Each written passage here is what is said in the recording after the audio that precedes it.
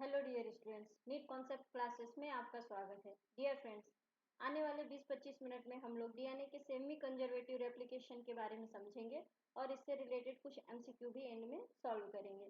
दोस्तों, ये टॉपिक काफ़ी इंपॉर्टेंट है क्योंकि इससे क्वेश्चन डायरेक्टली किसी न किसी फॉर्म में पूछा जाता है, जैसे कि स्टेटमेंट के फॉर्म में, ट्रू फॉल्स के फॉर्म में, एमसीक्यू के फॉर्म में या फिर असर्शन रीजन के फॉर्म में पूछा जा सकता है। तो कहीं मत जाइएगा, इस टॉपिक से रिलेटेड आपकी सभी डाउट 20 से 25 मिनट में क्लियर हो जाएंगे। बच्चों, वीडियो शुरू करने से पहले आप लोगों से रिक्वेस्ट है, अगर आपको मेरा वीडियो पसंद आता है तो इसको लाइक ज़रूर करें और चैनल को सब्सक्राइब करना ना भूलें। तो चलिए शुरू करते हैं आज का टॉपिक, जो कि है semi conservative DNA replication. Semi conservative DNA replication के बारे में जानने से पहले हम लोग जानते हैं कि जो डीएनए का रेप्लिकेशन है, ये रेप्लिकेशन प्रोसेस क्या होता है। रेप्लिकेशन मतलब कॉपिंग जेनेटिक मटेरियल, या मोर एक्यूरेटली अगर हम कहें तो डबल स्ट्रैंडेड डीएनए मॉलिक्यूल जो है वो कॉपी होता है और अपने ही जैसी दो आइडेंटिकल डीएनए मॉलिक्यूल प्रोड्यूस करता है। The process where DNA make an identical copy of itself. ठीक है, तो इसे कहते हैं डीएनए का रेप्लिकेशन। डीएनए का जो रेप्लिकेशन होता है ये सेमी कंजर्वेटिव मैनर में होता है। ये किसने बताया था? ये बताया था वॉटसन एंड क्रिक ने 1953 में, जब इन्होंने डीएनए का डबल हेलिकल मॉडल प्रपोज किया था। उसके तुरंत बाद इन्होंने ये भी कहा था कि जो डीएनए है उसका रेप्लिकेशन सेमी कंजर्वेटिव मैनर में होता है। आखिर ये सेमी कंजर्वेटिव डीएनए रेप्लिकेशन होता क्या है? इसमें जो डीएनए डबल स्ट्रैंडेड डीएनए है ये क्या करेगा, ये सेपरेट होगा। आप यहाँ पे देख रहे हैं कि जो दो स्ट्रैंड है वो सेपरेट हो रहे हैं। ठीक है, इसमें जो डीएनए है उसके दोनों स्ट्रैंड सेपरेट होंगे और ईच स्ट्रैंड जो है वो क्या करेगा, टेम्पलेट की तरह काम करेगा। इस और इन्हीं टेम्पलेट स्ट्रैंड से क्या होगा, न्यूली डीएनए जो है वो सिंथेसाइज होगा, नया डीएनए यहाँ से सिंथेसाइज होगा। तो आप लोग यहाँ पे देख सकते हैं कि ये डीएनए डबल हेलिक्स है, ये सेपरेट हुआ और इसने टेम्पलेट की तरह काम किया, जिससे दो नए डॉटर मॉलिक्यूल मिल गए। तो इसमें क्या है कि एक पेरेंटल स्ट्रैंड है और एक न्यूली सिंथेसाइज स्ट्रैंड है। ये पेरेंटल स्ट्रैंड, ये न्यूली सिंथेसाइज स्ट्रैंड। तो सेमी कंजर्वेटिव डीएनए रेप्लिकेशन क्या हुआ, इसमें दो स्ट्रैंड सेपरेट होंगे, एक दोनों स्ट्रैंड जो है नए डीएनए के सिंथेसिस के लिए टेम्पलेट की तरह काम करेंगे और उस टेम्पलेट से नए जो है कॉम्प्लीमेंट्री स्ट्रैंड बनेंगे। और जब डीएनए का रेप्लिकेशन हो जाएगा तो हमारे पास क्या होगा, प्रत्येक स्ट्रैंड में एक पेरेंटल स्ट्रैंड होगा और एक न्यूली सिंथेसाइज स्ट्रैंड होगा। तो इसे कहते हैं डीएनए का सेमी कंजर्वेटिव रेप्लिकेशन। अब जो डीएनए का सेमी कंजर्वेटिव रेप्लिकेशन होता है बच्चों, इससे रिलेटेड तीन मॉडल जो है वो पॉसिबल बताए गए। कौन कौन सा? एक कंजर्वेटिव मॉडल बताया गया, एक सेमी कंजर्वेटिव बताया गया और एक डिस्पर्सिव मॉडल बताया गया। तो कंजर्वेटिव मॉडल में क्या कहा गया, इन्होंने कहा कि जो डीएनए है वो क्या करेगा, एक जो है entire new DNA molecule produce करेगा और दूसरा जो है पेरेंटल वाला वो कंजर्व रहेगा। यहाँ पे इस डायग्राम में देखो आप लोग, जो ये है ये हमारा कौन सा है, डीएनए है। इसको हम लोग कहेंगे पेरेंटल डीएनए। इसका अब डुप्लीकेशन हो रहा है, यानी कि रेप्लिकेशन हो रहा है। तो इसमें क्या हो रहा है कि एक न्यू स्ट्रैंड बन रहा है, पूरी तरह से नया है, इसमें कोई पेरेंटल स्ट्रैंड नहीं दिख रहा है। और जो ये एक दूसरा स्ट्रैंड है ये पूरी तरह से ओल्ड स्ट्रैंड है। ठीक है, तो कंजर्वेटिव रेप्लिकेशन में क्या देखने को मिल रहा है कि एक कंप्लीट नया स्ट्रैंड बन रहा है और एक जो है ओल्ड स्ट्रैंड वो एज इट इज कंजर्व है। ठीक है, तो इसे कहा गया डीएनए का conservative replication model. Dispersive model में क्या था, इन्होंने कहा कि जो है डीएनए मॉलिक्यूल है वो प्रोड्यूस करेगा हाइब्रिड मॉलिक्यूल, जिसमें क्या होगा, न्यू एंड ओल्ड स्ट्रैंड का मिक्सचर होगा। यहाँ पे ये देखिए, ये पेरेंटल स्ट्रैंड है, ये ओल्ड स्ट्रैंड है, इसका डुप्लीकेशन हुआ और यहाँ पे देख रहे हैं दोनों स्ट्रैंड में हमें क्या मिल रहा है, ओल्ड प्लस न्यू का मिक्सचर मिल रहा है। ये देखिए, ये नया स्ट्रैंड है, ये ओल्ड स्ट्रैंड है, ये ओल्ड स्ट्रैंड है, ये न्यू स्ट्रैंड है। ऐसे इसमें भी ये वाला देखिए, ओल्ड स्ट्रैंड है ये वाला, ये नया स्ट्रैंड है। तो इस तरह से यहाँ पे हमको क्या मिल रहा है, एक मिक्सचर मिल रहा है ओल्ड एंड न्यू स्ट्रैंड का। तो इसको कहा गया dispersive model of DNA replication. लेकिन जो सेमी कंजर्वेटिव मॉडल था वो क्या कहता था इसमें कि हमें दो हाइब्रिड मॉलिक्यूल मिलते हैं, जिसमें एक स्ट्रैंड जो होता है वो हमारा पेरेंटल होता है और दूसरा स्ट्रैंड जो होता है वो हमारा क्या होता है, न्यूली सिंथेसाइज स्ट्रैंड होता है, जिसको हम लोग डॉटर स्ट्रैंड भी बोल सकते हैं। ठीक है, आगे देखते हैं क्या हुआ। अब इसको एक्सपेरिमेंटली किसने प्रूव किया कि जो है डीएनए वो है रेप्लिकेट करता है सेमी कंजर्वेटिव मैनर में। इसको प्रूव किया था बच्चों मिजल्सल एंड स्टेहल ने। इन्होंने 1958 में एक एक्सपेरिमेंट ऑर्गेनाइज किया, जिसके बाद ये क्लियर हो गया कि जो डीएनए है वो सेमी कंजर्वेटिव मैनर में रेप्लिकेट करता है। इन्होंने क्या किया, इन्होंने एक ऑर्गेनिज्म लिया इकोलाई। इकोलाई एक नॉन बैक्टीरिया है, हम लोग बहुत अच्छे से जानते हैं इसको, ठीक है। तो इन्होंने इकोलाई बैक्टीरिया लिया और इस इकोलाई बैक्टीरिया का जो रेप्लिकेशन टाइम होता है बच्चों वो कितना होता है 20 मिनट, यानी कि 20 मिनट में इसकी एक साइकिल रेप्लिकेशन की कंप्लीट हो जाती है, ठीक है। तो अब इन्होंने क्या किया, इकोलाई बैक्टीरिया लिया और इसको ग्रो कराया N15 मीडियम में। N15 मीडियम क्या था हमारा, ये नाइट्रोजन का हेवी आइसोटोप था।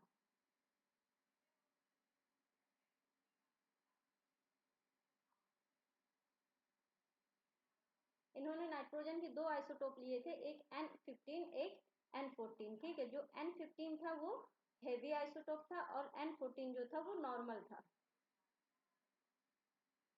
ठीक है, डिफ्रेंशिएट करने के लिए। तो और जो इन्होंने मीडियम लिया था इसको याद रख लेना, ये PYQ हो सकता है कि कौन सा मीडियम लिया था। तो ये था NH4Cl यानी कि अमोनियम क्लोराइड, ठीक है। तो ये याद रख लेना। तो इन्होंने क्या किया कि इकोलाई बैक्टीरिया को लिया और उसको कई जनरेशन तक ग्रो कराया N15 मीडियम में। इससे क्या होगा, जो इकोलाई का जो डीएनए है उसमें नाइट्रोजन N15 वाला इनकारपोरेट हो जाएगा। हमको पता है कि जो डीएनए होता है हमारा वो तीन चीजों से मिलकर बना है, बेसिस, फॉस्फेट एंड शुगर। तो जो बेसिस होते हैं ये क्या होते हैं, ये नाइट्रोजन कंटेनिंग होते हैं, ठीक है। तो जो नाइट्रोजन कंटेनिंग बेसिस होते हैं इनमें जो है हमारा डीएनए क्या होगा, N15 वाला ये नाइट्रोजन का आइसोटोप ये इनकारपोरेट हो जाएगा। तो हमारे डीएनए में N15 इनकारपोरेट हो जाएगा। इसी तरह से इन्होंने ई कोलाई के डीएनए में ये इनकारपोरेट करा दिया N15 वाला मीडियम कई जनरेशन तक ग्रो करा के, ठीक है। अब फिर उन्होंने क्या किया कि जो है इस वाले मीडियम, इस वाले डीएनए को यानी इस वाले ई कोलाई को जिसमें N15 इनकारपोरेट हो चुका था उसको जो है उन्होंने ट्रांसफर कर दिया N14 मीडियम में, ठीक है। और इन दोनों को सेपरेट करने के लिए इन्होंने कौन सा प्रोसीजर यूज किया था, इन्होंने सेंट्रीफ्यूगेशन प्रोसीजर यूज किया था इन दोनों को सेपरेट करने के लिए।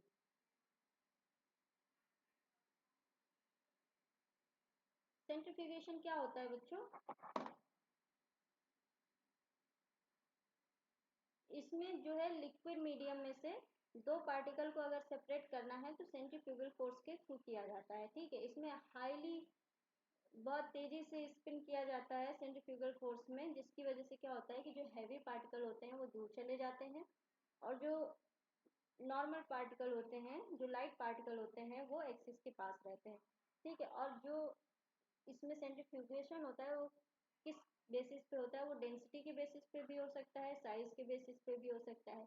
तो मिजल्सल और स्टेहल ने जो अपना एक्सपेरिमेंट किया था इन्होंने किसके आधार पे किया था, इन्होंने डेंसिटी के आधार पे किया था, ठीक है। और डेंसिटी के आधार पे किया था तो इन्होंने ऐसा क्या लिया था जो डिफ्रेंशिएट कर पाए N14 एंड N15 के मीडियम में, तो इन्होंने लिया था CSCl। ये क्या है, सीजियम क्लोराइड, ठीक है। सीजियम क्लोराइड का यूज किया था। ये PYQ हो सकता है, इसको याद रख लेना। पूछा जा सकता है कि मिजेल्सल और स्टीहल ने अपने एक्सपेरिमेंट में कौन सा सॉल्ट यूज किया था डिस्टिंग्विश करने के लिए N15 एंड N14 मीडियम को, तो उन्होंने यूज किया था CSCl, सीजियम क्लोराइड, ठीक है। और जो सेंट्रीफ्यूगेशन था वो कौन सा था, उसका नाम था डेंसिटी ग्रेडियंट सेंट्रीफ्यूगेशन। तो इसको भी याद रख लेना, इसको भी याद रख लेना, ये दोनों PYQ है, ठीक है बेटा।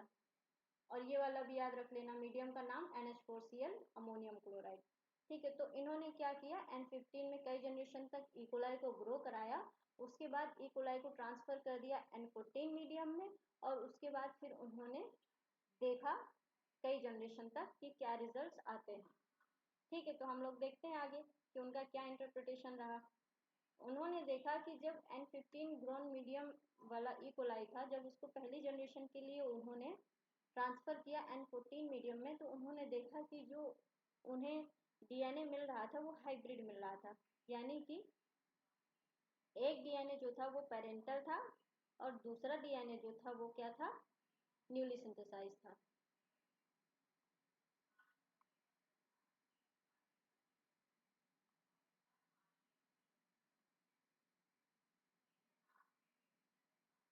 तो यहाँ पे देखिए ये वाला स्ट्रैंड जो था ये पेरेंटल स्ट्रैंड है और ये जो डीएनए है वो न्यूली सिंथेसाइज है। कैसे पता चला?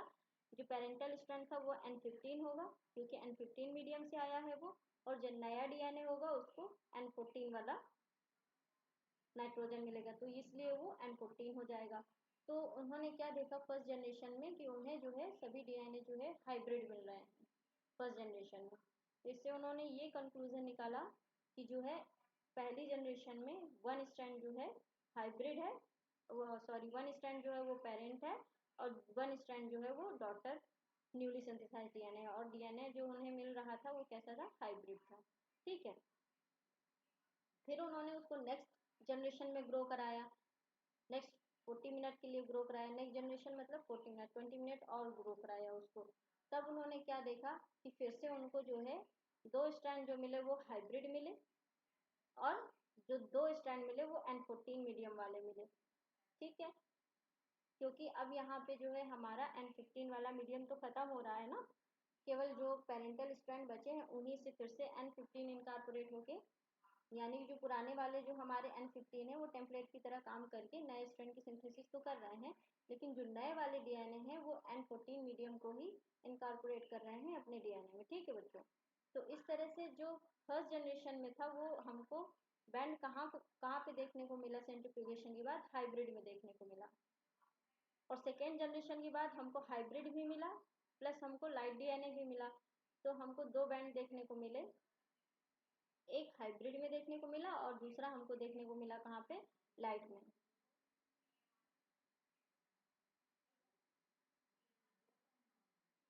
ये समझ लीजिए आप एक टेस्ट ट्यूब है जिसमें सेंट्रीफ्यूगेशन के बाद देखा गया तो जो हैवी पार्टिकल होगा वो कहाँ पे जाएगा, बॉटम में जाएगा, जो हाइब्रिड होगा वो कहाँ पे जाएगा, वो बीच में जाएगा, और जो लाइट होगा वो कहाँ पे रहेगा, वो रहेगा सबसे ऊपर टॉप पे। यानी कि यहाँ पे हमारा N14 मीडियम होगा, यहाँ पे हमारा N14 N15 वाला होगा और यहाँ पे हमारा खाली N15 वाला होगा। तो यही उन्होंने देखा कि जब उन्होंने फर्स्ट जनरेशन में देखा तो उनको हाइब्रिड मॉलिक्यूल पे उनको डेंसिटी जो मेजर हुई, और जब सेकेंड जनरेशन में उन्होंने देखा तो उन्हें दो हाइब्रिड मिले और दो न्यूली सिंथेसाइज लाइट डीएनए मिले। ठीक है, तो उन्होंने इससे क्या कंक्लूजन निकाला, उन्होंने निकाला कंक्लूजन कि प्रत्येक डीएनए मॉलिक्यूल जो है उसमें क्या था, एक पेरेंटल स्ट्रैंड था और एक न्यूली सिंथेसाइज स्ट्रैंड था। ठीक है, तो मिजल सर और स्टेहल ने इसको प्रूव किया कि जो डीएनए का रेप्लिकेशन होता है वो सेमी कंजर्वेटिव मैनर में होता है, और उन्होंने डिस्कार्ड किया कंजर्वेटिव एंड डिस्पर्सिव रेप्लिकेशन को। उसको कैसे डिस्कार्ड किया, हमने यहाँ पे कंजर्वेटिव में देखा था कि एक जो डीएनए स्ट्रैंड है हमारा, उससे हमारा क्या बन रहा था, एक न्यू स्ट्रैंड बन रहा था, एक जो है वो पूरा ओल्ड स्ट्रैंड बन रहा था।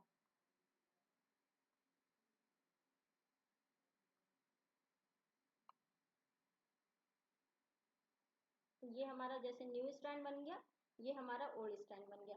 लेकिन सेमी कंजर्वेटिव डीएनए रेप्लिकेशन में हम अभी मिजल सल स्टेहल के एक्सपेरिमेंट में हमने क्या देखा कि जो है फर्स्ट जनरेशन में ही सारे डीएनए जो है वो हाइब्रिड प्रोड्यूस हो रहे थे। तो इस तरह से क्या हुआ, ये कंजर्वेटिव वाला मॉडल रिजेक्ट हो गया। ठीक है, नेक्स्ट जो उन्होंने देखा वो कौन सा देखा,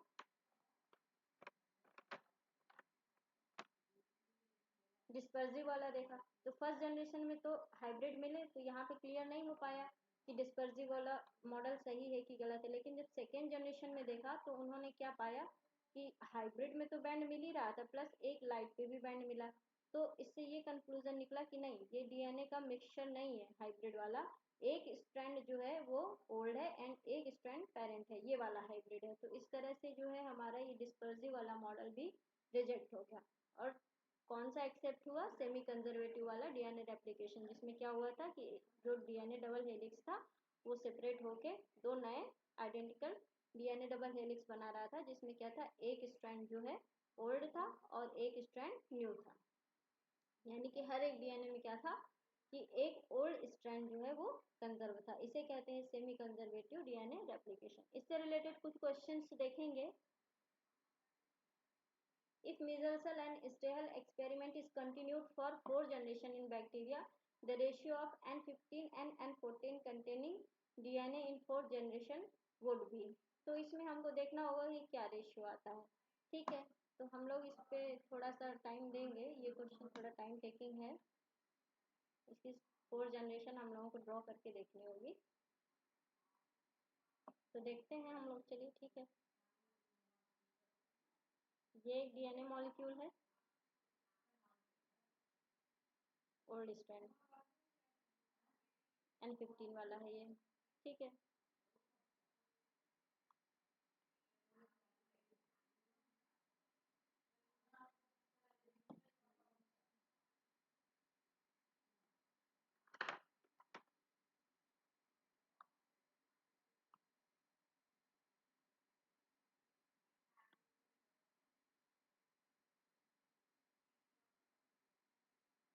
ये डीएनए है।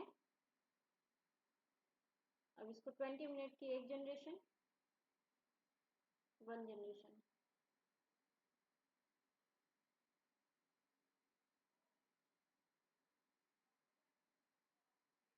क्या देखने को मिला, दोनों स्ट्रैंड क्या करेंगे, टेम्पलेट की तरह काम करेंगे और एक नए डीएनए की सिंथेसिस होगी।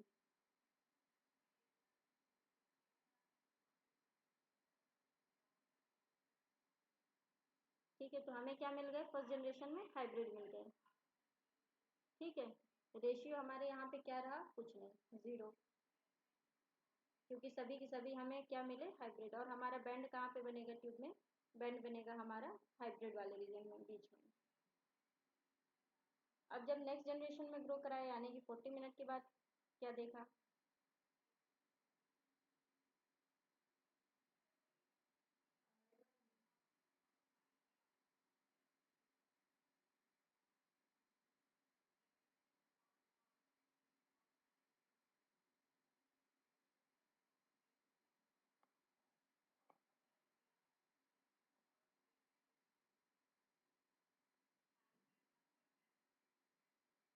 जो न्यूली स्ट्रैंड से उनसे फिर से जो है टेम्पलेट की तरह काम करके 2 स्ट्रैंड बन जाएंगे।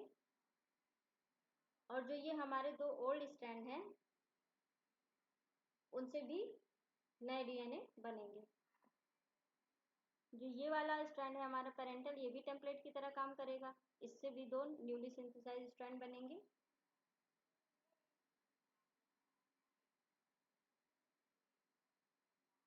ठीक है, तो इस तरह से हमको क्या मिला, हमको 2 हाइब्रिड मिल गए और 2 हमको लाइट डीएनए मिल गए।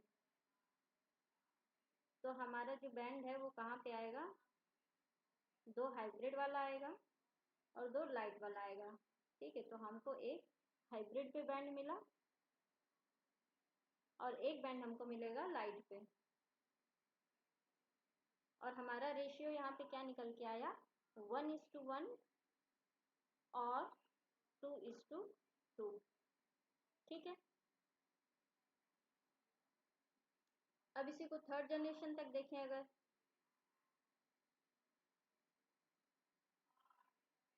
यानी कि हमारा 60 मिनट के लिए।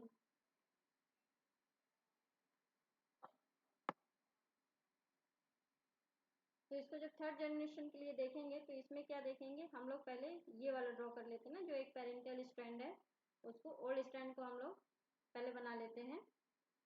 ये ओल्ड स्ट्रैंड रहा। अब ओल्ड स्ट्रैंड से क्या होगा, न्यूली सिंथेसाइज्ड डीएनए बनेंगे। ये भी तो टेम्पलेट की तरह काम कर ही रहा है ना। इसमें जो नए स्ट्रैंड है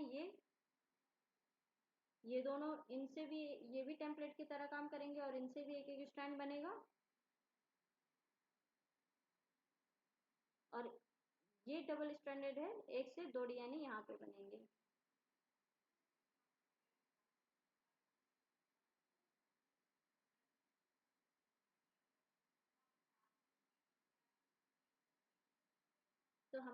पे कितना डीएनए टोटल बना, 2 हमारा बना हाइब्रिड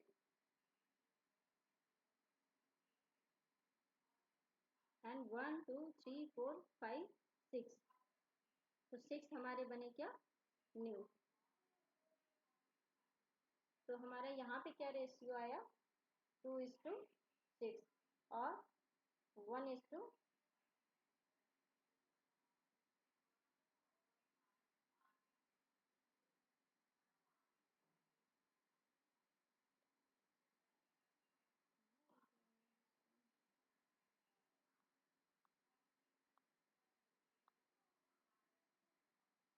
वन इज टू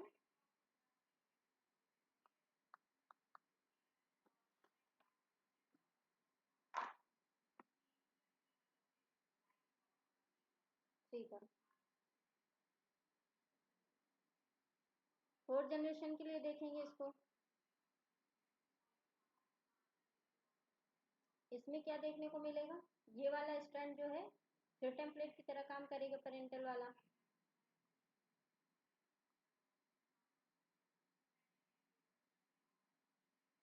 तो इनसे क्या बनेगा, इनसे एक एक डीएनए फिर से बन जाएगा।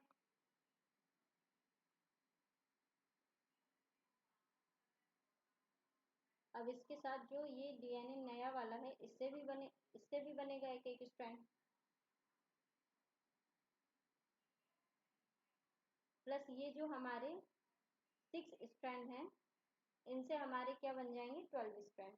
एक स्ट्रैंड से 2 डबल स्ट्रैंड बने, 2 स्ट्रैंड डीएनए बनता है, ठीक है, 1 डबल हेलिक्स से 2 डबल हेलिक्स।